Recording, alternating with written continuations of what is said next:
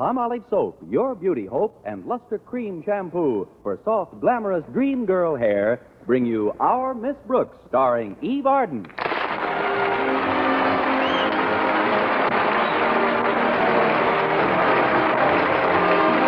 Our Miss Brooks teaches English at Madison High School. And although, like most of our teachers, she possesses a higher-than-average intelligence, she also possesses the higher-than-average curiosity of most of our women, especially when it comes to weighing machines. There's nobody more concerned about the result than a female who has just deposited her penny in the slot.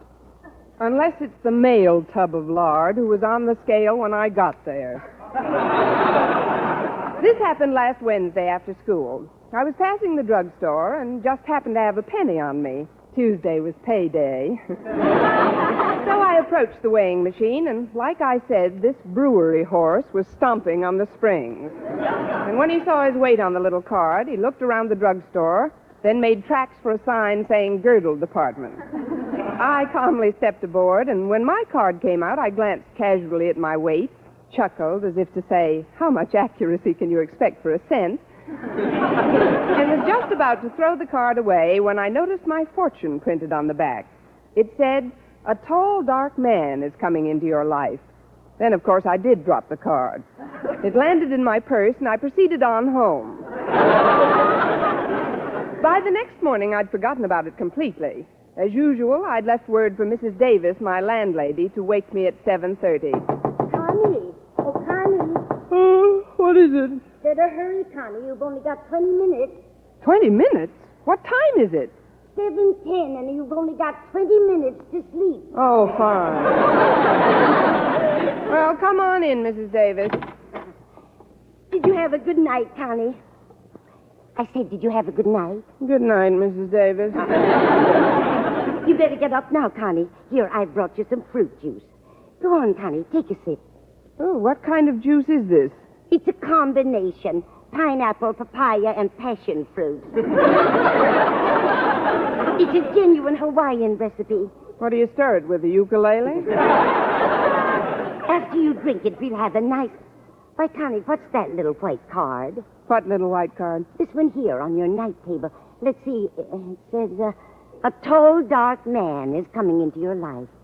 Now, who do you suppose that could be? Well, it's not Sonny Tufts. He's a blonde. Maybe they mean Mr. Philip Boynton. The bashful biologist? No, Mrs. Davis. So far, he's managed to remain in the suburbs of my life.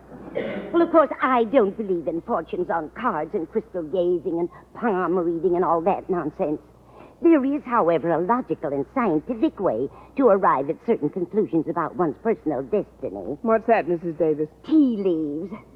Now, you hurry and get dressed, and I'll brew the tea. After breakfast, I'll give you a reading. All right, Mrs. Davis. Oh, just a minute. What is it, Connie? Before I get out of bed, you better take that tall, dark man off my night table.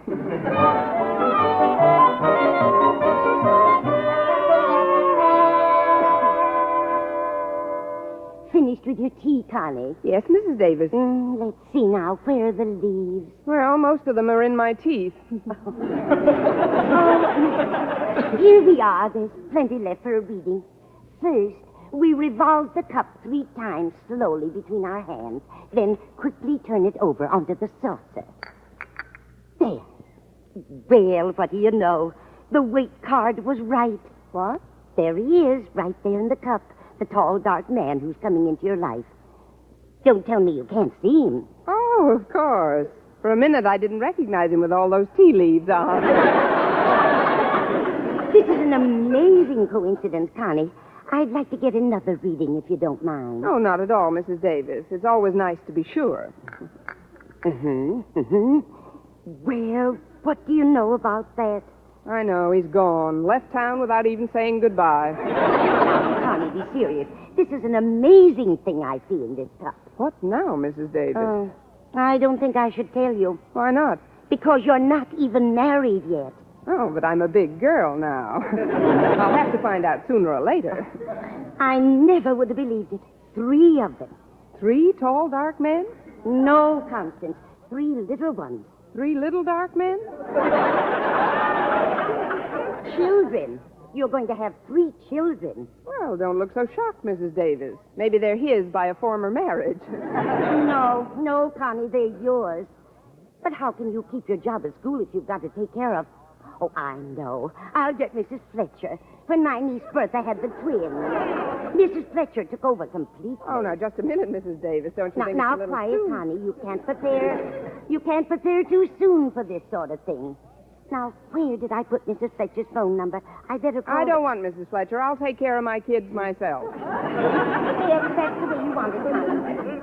After all, I'm only trying to be helpful. Oh, I'm sorry, Mrs. Davis. This tea leaf business is pretty fascinating. But I better get ready. Walter Denton's giving me a lift to school again. Oh, is your car in the repair shop, Connie? Yes, it is. What's wrong with it this time? Well, I can't be sure, but I think that Joe, the mechanic, and my car are that way about each other. Every time I try to separate them, the car blows a gasket. Oh, there's Walter now. I'll be right with you, Walter. Oh, before you go, Connie, please do me one favor. Certainly. What is it? Promise me you'll be very careful today. Careful? Oh, you mean about my fortune. Mrs. Davis, I give you my word of honor. I'll let you know in plenty of time to call Mrs. Fletcher.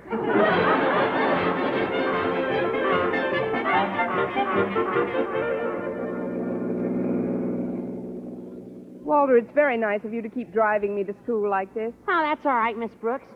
I don't like to take advantage of the fact that because your car is incapacitated and I can jump into the breach now and then, transportation-wise, that is, you can't very well refuse gracefully, but I'm telling you can before I even ask you. That's square enough, isn't it? Square as things since Clyde McCoy. But being an English teacher, I practically understand you, Walter. Just what kind of advice do you need this morning? Oh, it's a girl. What's a girl? Harriet Conklin. Why, Walter Denton, you've been wearing your glasses again. What about Harriet? Well, I'm afraid it's a pretty long story. That's all right. I have a pretty long ear. Well, as you know, Miss Brooks, Harriet Conklin is the daughter of Mr. Conklin, Granted. who in turn is married to Harriet's mother, Mrs. Conklin. It all started the night before last. See, I told you it was a long story.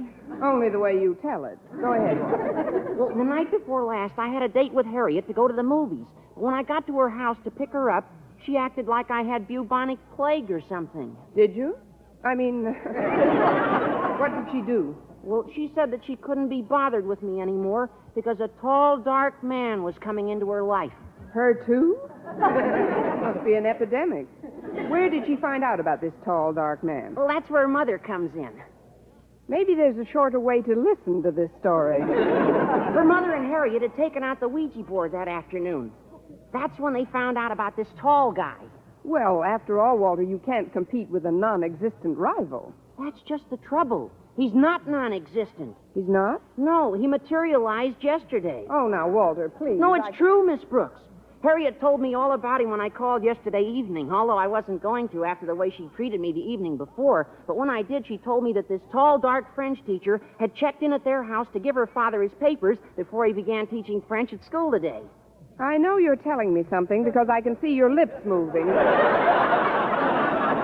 What is it, Walter? Well, don't you understand, Miss Brooks? It's called an exchange deal. This teacher came over from Paris, France. What did we send them? 2 outfielders and a shortstop? Oh, I don't know about that, but I do know that Harriet sounded like this French teacher was a combination of Maurice Chevrolet and... I know. Maurice Chevrolet and Charles Buick. I was going to say Charles Boyer. That's what I was afraid you were going to say. This teacher must be quite an interesting personality. What's his name? Let's see now. Well, there's an article about him in the school paper. Oh, I know. It's Manette. Jacques Manette. Jacques Manette? Oh, you mean Jacques Monet. Say, that is a romantic-sounding name, all right. I'll bet he's a very nice person. Oh, it's not him I'm worried about. It's Harriet. Since he showed up, she thinks the Ouija board is infallible. The Ouija board? Oh, that's ridiculous. Harriet's much too sensible to... Why, I'm surprised at her. Next thing you know, she'll be having her tea leaves read. 3 children?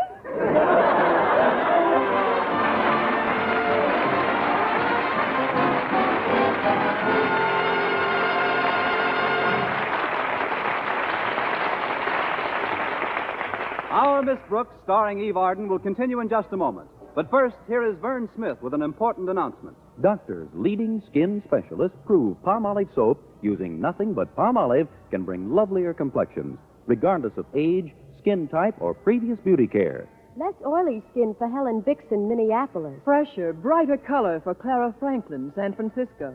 Smoother, younger-looking skin for Rochelle Bruchot, New York City. Yes, 36 doctors, leading skin specialists, advise using Palmolive for 1,285 women, many with complexion problems. Some had dry skin, some oily, some dull and coarse-looking. And using Palmolive alone, nothing else, 2 out of 3 want fresher, brighter skin. Now, here's the plan these doctors advised. Wash your face with Palmolive soap. Massaging for 1 minute with Palmolive soft lather. This cleansing massage brings your skin Palmolive beautifying effect. Rinse. Do this 3 times a day for 14 days. It's that simple. But remember, leading skin specialists prove this plan really works, regardless of age, skin type, or previous beauty care. So try Palmolive soap this way, using nothing but Palmolive, as these doctors advised, for a lovelier complexion. For loveliness all over, use big, thrifty bath-size Palmolive in your tub or shower.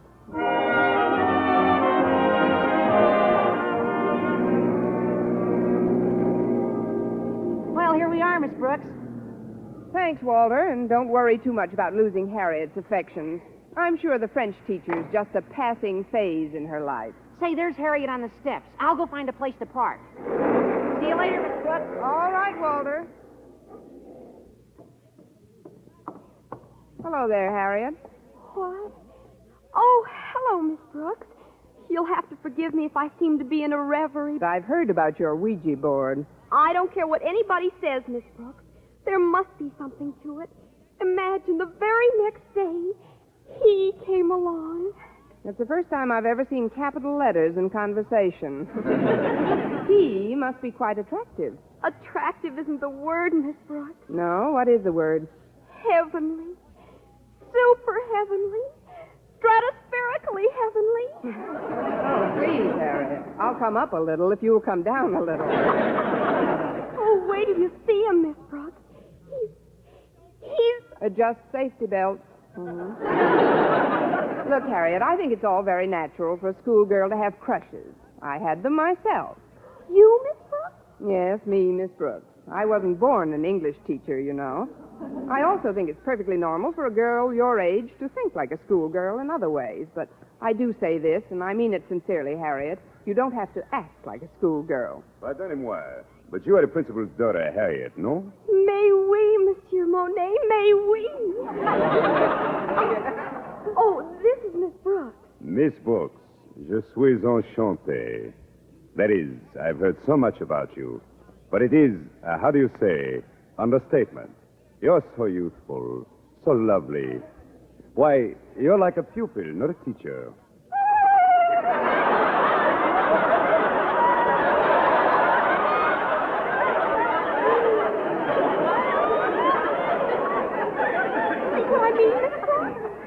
Run along, Harriet. You'll be late for school. But we're at school. Oh? When did that get here? Something is wrong. Wrong? Oh, I should say not, Monsieur Monet. It's just that, well, we don't meet such distinguished visitors every day, and, well, they must have given at least 3 outfielders and 2 shortstops for him. Pardon? Oh, it's just a figure of speech. Oh, and a lovely figure you have, too. Oh, this is a doll. Shall we go into the school, Monsieur Monet? Oui, yes. I have to stop at Monsieur Conklin's office. You show me where it is, huh? No? I show you where is it. Yes. And I hope Mr. Boynton sees us together. I'll direct Monsieur Monet to Daddy's office, Miss Brooks. Oh, you won't have time, Harriet. You have to freshen up before your class. Freshen up? But I just stepped out of the shower. Then give yourself a rub down. You'll catch cold. This way, monsieur.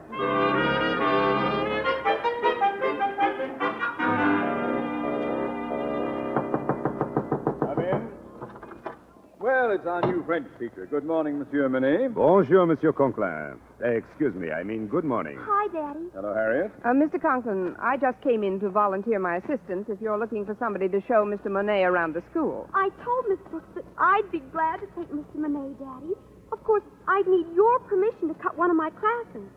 Maybe English. I'm pretty well advanced in that. Me too. Maybe we both could cut it. Please, I would not want either of you to, how do you say, put out yourselves. Oh, it would be silly to put out ourselves now. After all, we just started to blaze.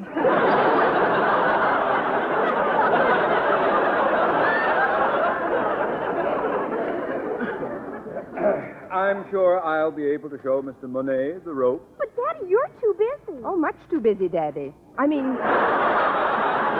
Mr. Conklin, I have a study period coming up in which I don't have want to plenty hear of- any more about it. I'm sure Mr. Monet wouldn't want us to feel that because of him our entire system was disrupted. Oh, certainly not. I can find my own way about the premises. I'm sure that... Well, in that case, come along, Harriet. You're in my first class, you know. Oh, one moment, Miss Brooks. Would you do me the great honor of perhaps having lunch with me? With pleasure. Oh, but I did have a date with Mr. Boynton. I think I'll keep that date, too. Maybe it'll open his eyes a little. I'll see you in the cafeteria, Mr. Monet. But I thought Mr. Monet was going to have lunch with us. Didn't you tell me you were going to invite him to the house, Daddy? Invite him? Well, I suppose so.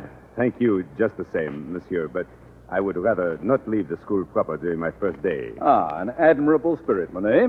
If more of our homegrown teachers had it, Madison High School would be a better place in which to learn something.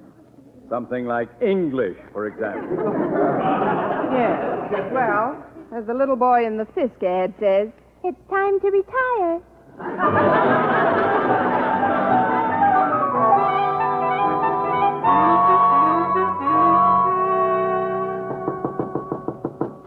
Come in.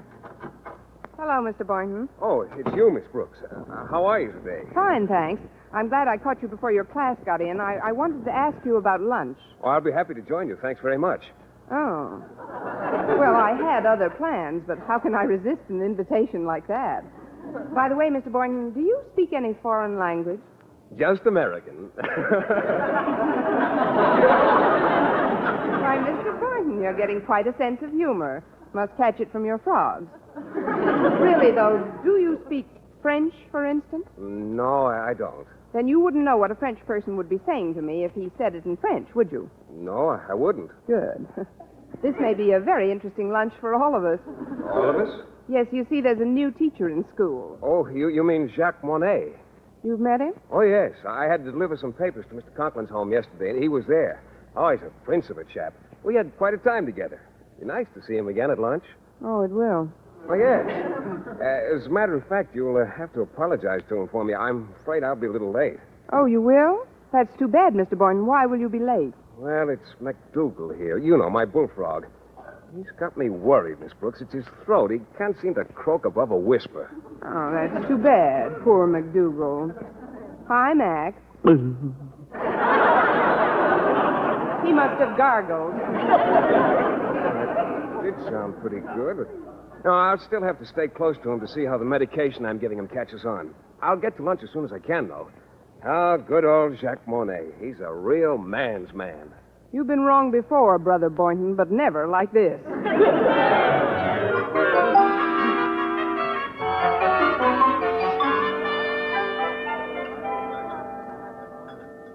Here's a nice table, Mr. Monet. Let's sit down. Oui. Yes, Miss Brooks. This is certainly a big restaurant. It's a cafeteria, Mr. Monet. Yes. Now then, shall we look at the carte du jour, bill of fare? Bill of fare? Mhm. Oh, you mean menu. They don't have any menus here, Mr. Monet. No? Then how do you select an order? Well, here you don't exactly select an order. You just sort of point and holler. I'll show you in a minute.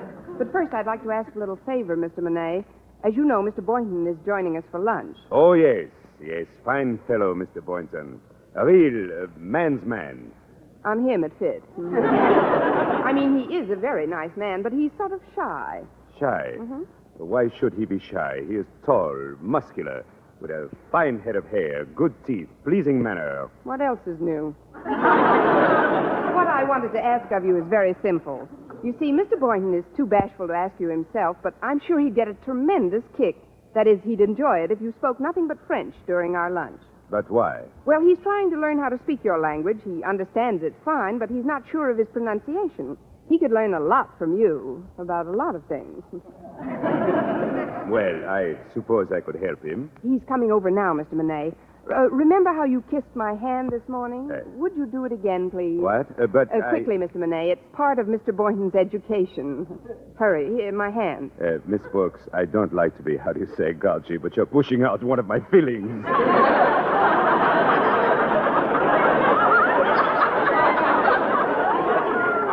There you are. What's the trouble, Mr. Monet? Got something caught in your teeth?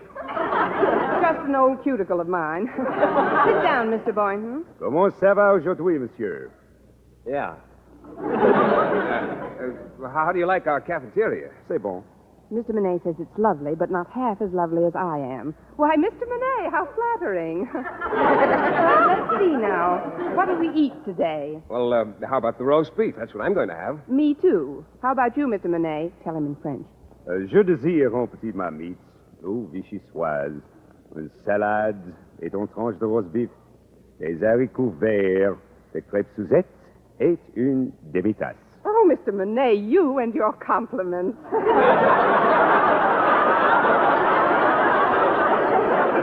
Oh, now stop that and tell Mr. Boynton what you want to eat. But I do not understand. Mr. Monet, quel voulez-vous manger? Mr. Boynton, you little spy, you can speak French. Oh, no, I can't, Miss Brooks. Not really. Those are just a few words I picked up when I was in the Army. The Army? You were stationed in New Orleans, and you know it. But near the French Quarter. Well, let us not delay any longer. I don't suppose they have what I really want for lunch. But maybe, eh? Do they ever have frog's legs? What? Oh, don't say it, Mr. Monet. Well, why not? Frog's legs are delicious to eat. Let's all have them, huh? Me? Eat frog's legs? What? I'd feel like a cannibal. If you'll excuse me, I'm afraid I've lost my appetite. I'll see you later, Miss Brooks. Why would he feel like a cannibal if he ate frog's legs? He is not a frog. Only in some ways is he not a frog, Mr. Monet. But don't worry about Mr. Boynton now. Oh, yes, you're right. You're right, Miss Brooks. You know, in a way, I'm glad we're alone. There is something I would like to ask you. You see, I have been searching for just the right one ever since I come to America. And now, well, I feel that my search is at an end. You are the one I've been searching for. Oh, Mr. Monet. But Mr. Boynton's gone now. You don't have to talk like that to me. Oh, I don't think of Mr. Boynton. I think of you, Miss Brooks. Ma chère, Miss Brooks. I have something personal to talk to you about. But right now I'm late for an appointment with Mr. Conklin. Can you meet me someplace, right after school? How about the Casbah? I mean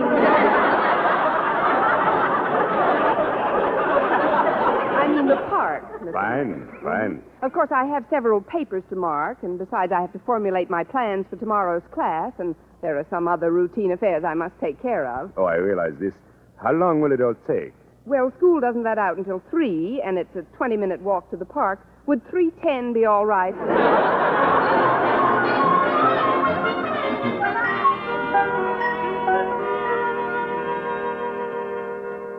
I will come right to the point, Miss Brooks. I have met you here in the park to make you what you call proposal. Proposal? But, Mr. Monet, you hardly know me. Oh, I know you well enough for this, Miss Brooks. After talking to many, many women, Mrs. Conklin, little Mrs. Conklin, about Harriet. I mean, I know you are the ideal woman for me. Oh, this is very flattering, Mr. Monet, but marriage is a serious step. Marriage? I cannot marriage with you. I am already married. With who? Well, with my wife, Helene. She arrives here next week. For you, I have another proposal. Any other proposal is only good for a sock in the nozzle. No, you do not understand. I want you to accept a position as tutor for my 3 children. 3 children? Oh, Mrs. Davis will love this. Well, they need very badly coaching in English before they can enter school here. And, well, what do you say, Miss Brooks? Will you help us out? Mr. Monet, may I ask you one question? Of course. What is it? Among your children, is there a tall, dark one in the crowd?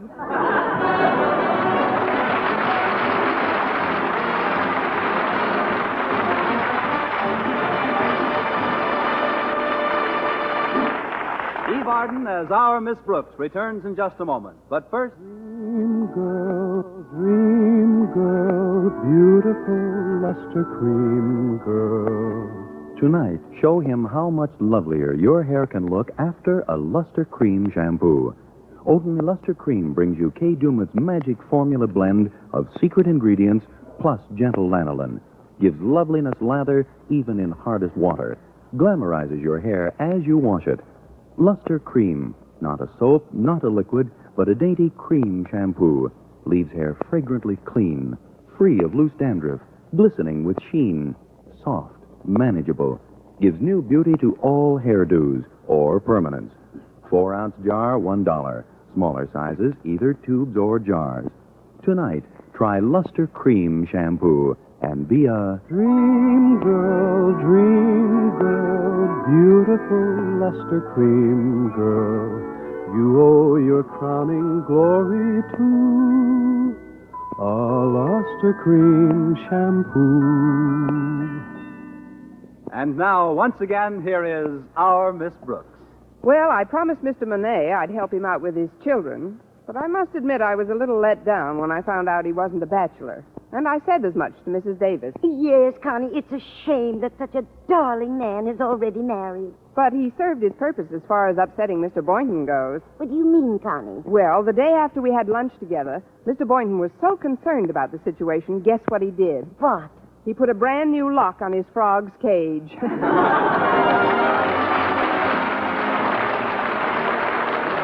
Next week, tune in to another Our Miss Brooks show brought to you by Palmolive Soap, your beauty hope, and Luster Cream Shampoo for soft, glamorous dream girl hair. Our Miss Brooks, starring Eve Arden, is produced by Larry Burns, written and directed by Al Lewis, with music by Wilbur Hatch.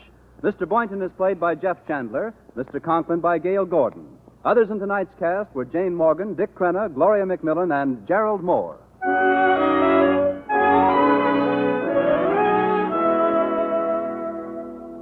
Dentists know what cleans teeth best. And over 4,000 dentists say Colgate tooth powder with a 2-minute routine gets teeth sparkling and super clean. So to remove dull film and get your teeth shining clean, just brush teeth 2 minutes morning and night with Colgate tooth powder. Brush inside, outside, and biting surfaces. Always brush away from the gums. See how this gets teeth naturally bright. It removes dull film that improper brushing misses. And Colgate tooth powder also sweetens your breath. Try it. Buy Colgate tooth powder today. For mystery liberally sprinkled with laughs, listen to Mr. and Mrs. North, the exciting, fun-packed adventures of an amateur detective and his beautiful wife. Tune in Tuesday evenings over most of these same stations. And be with us again next week at the same time for another comedy episode of Our Miss Brooks. Do you want to be free to work where you choose, start your own business, own your own home, invest your money as you see fit?